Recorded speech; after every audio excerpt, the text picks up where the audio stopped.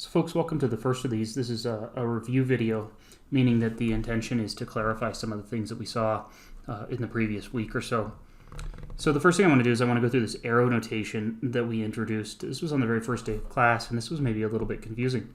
So we're going to translate the expression A arrow B, comma, C arrow D, as, first of all, this comma sort of means that there's like an implication. When this happens, then this happens. So when,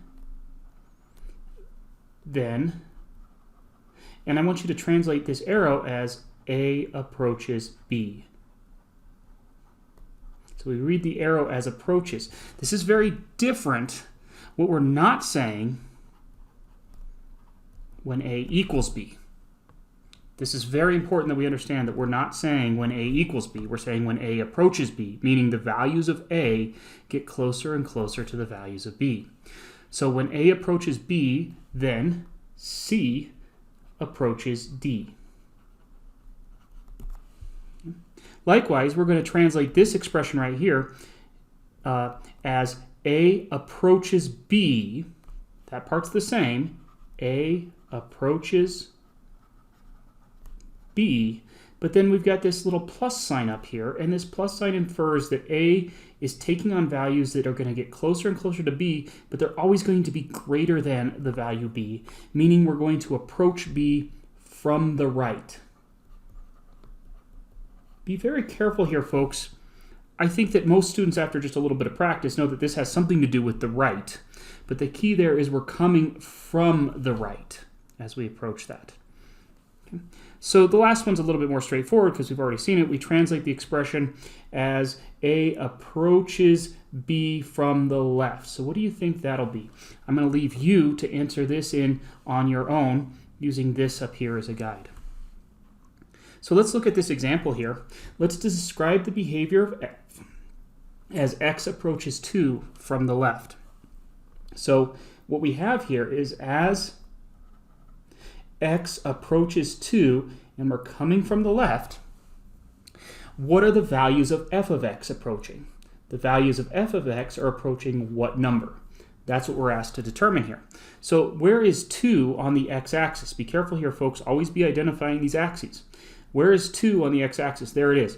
And what we need to do is we need to approach 2, but from the left. So I pick a value to the left of 2 on the x number line.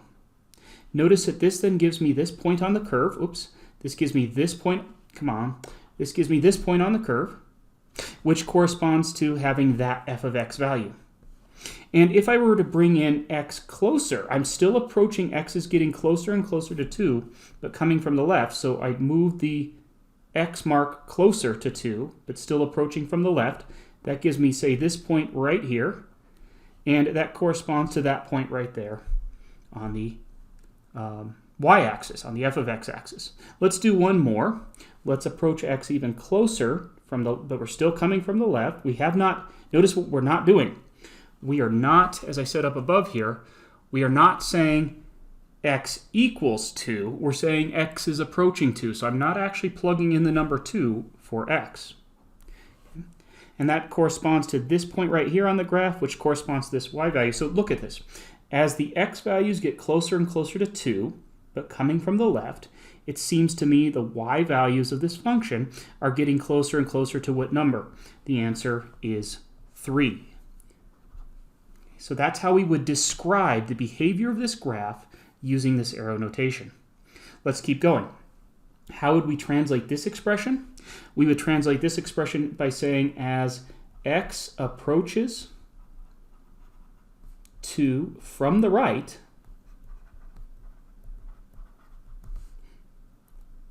f of x approaches 3. Okay. And you can see that from this graph, meaning if I were to take, just like I did before, an x value to the left of 3, that corresponds to a point on the graph, which corresponds to a y value. And if I were to bring in something even closer, that would correspond to this point on this x coordinate, and that would be that point on the graph, which would give me that y coordinate. And as my x coordinates are approaching 2, but coming in this case from the right, the y values are also approaching 3. So folks, if I ask you this question, state the behavior of f near x equals 2, you would say as x approaches 2, f of x is approaching 3. Notice I didn't put left or right here. That implies that it must be working from either direction. Okay? Now, very important, it's to contrast this question here with this question here. This question says, what is f at the value x equals 2? Here I'm being asked to plug the x coordinate 2 into the function and see what y coordinate comes out. Well, if you actually were to plug in the x coordinate 2, that would correspond to this point on the graph, which corresponds to this value right here. So f of 2 equals 1. And so folks, during this first week, this is one of the most critical things to understand, is the difference between those two questions. So what I'd like you to do is I'd like you to go ahead and answer this for your pre-work. Okay? All right, let's go ahead and, so you go ahead and fill that in. That'll be graded on your pre-work. Let's go ahead and continue working through this. Here I'm asked to give the behavior near x equals 3. And what we see is as x approaches 3, what are the y values doing? Well, let's just pick an x coordinate near 3. Let's pick, say, this x coordinate right here, which is near 3. By the way, folks, it's a little hard to read those tick marks. There they are. So this is 1, 2, there would be 3, right here would be 4, right here would be 5, etc. So let's go ahead and let me pick a different color now that I've used orange.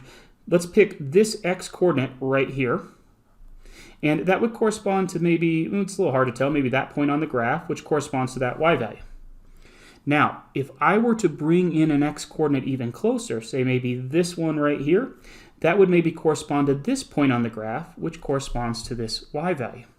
Notice that in this case, unlike the last example, the closer x gets to 3, and this works from either direction. I could have come in from the left-hand side here.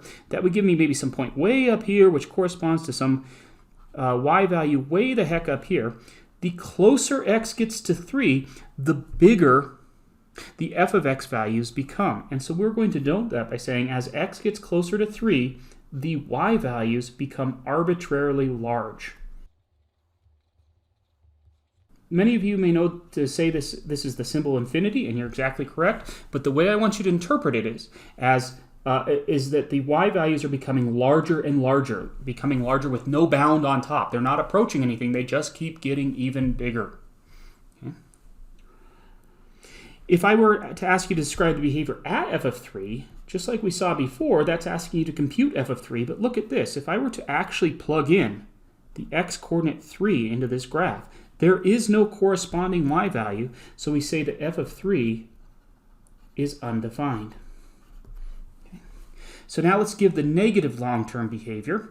So this is saying as x goes far to the left, I want to denote far to the left. That's what I do when I look at the negative long-term behavior. But how are we going to denote that? We're going to denote that with the symbol minus infinity.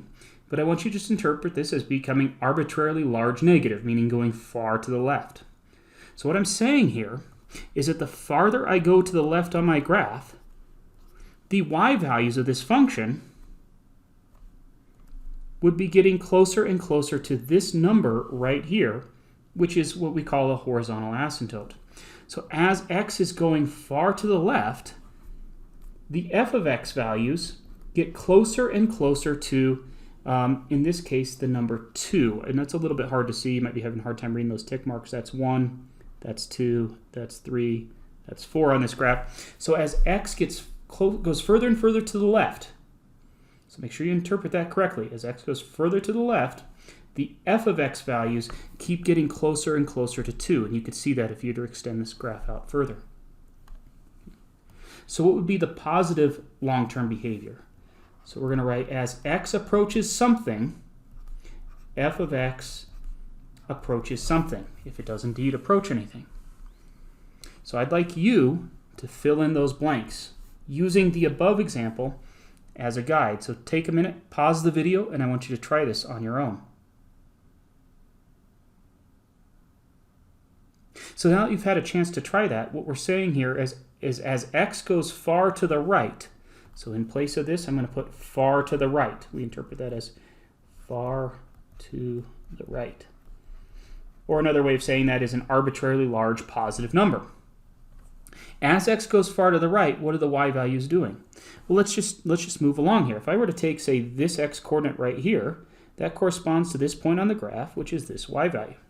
And as x goes further to the right, that would maybe correspond to this point on the graph, which corresponds to this y value.